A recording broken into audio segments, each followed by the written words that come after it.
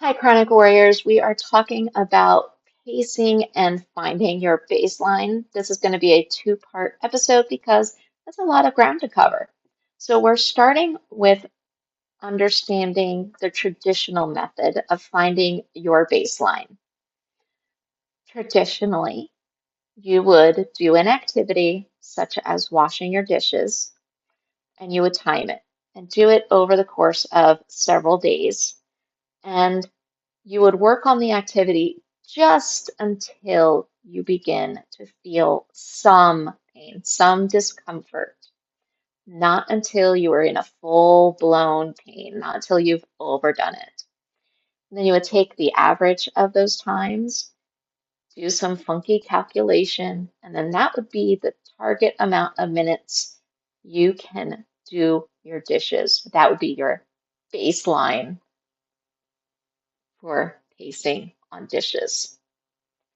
I think it's crap. I don't think it works for chronic pain, and I think it's why so many people with chronic pain issues struggle, and it's hard for them to adapt this into their real life because you are already starting at a level of pain and discomfort.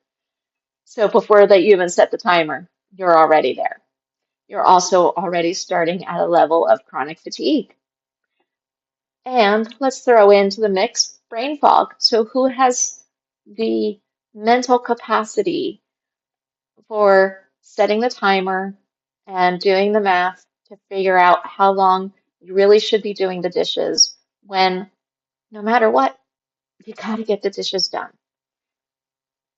In a way, a lot of us were already begrudging the fact of needing to do the dishes, and this process just makes it that much harder.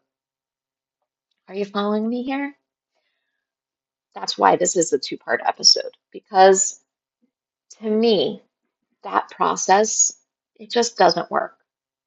It sets us up for failure. It sets a lot of people up for resentment, and it sets us back. It destroys your mindset.